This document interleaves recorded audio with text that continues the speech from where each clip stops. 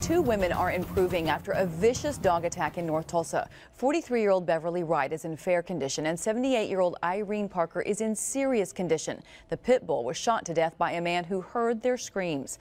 As News on 6 anchor Lacie Lowry found out today, that owner could be held liable, right, Lacie? That's right, Lori. Jean Letcher with Tulsa Animal Welfare says they will be issuing the dog owner citations for having an unneutered dog within city limits and not registering the dog.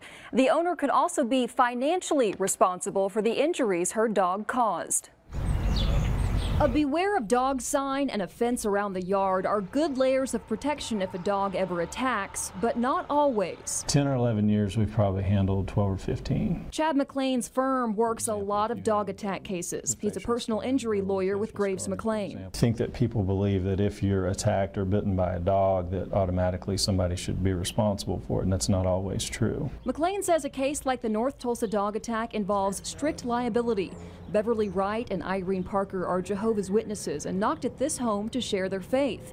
The owner answered and the dog barreled past her and attacked.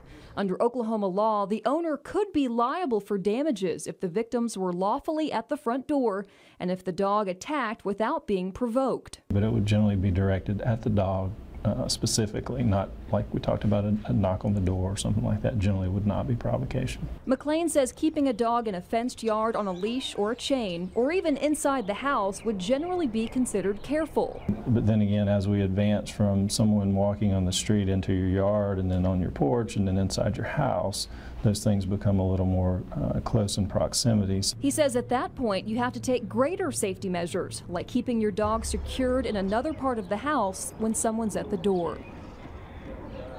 The dog owner in this case was renting the home, and McLain says landlords could also be held responsible if they knew or should have known of a dog's violent tendencies and still allowed it to stay on the property. A dog attack is generally covered under homeowners insurance and some renters insurance. Lacie Lowry, News on 6.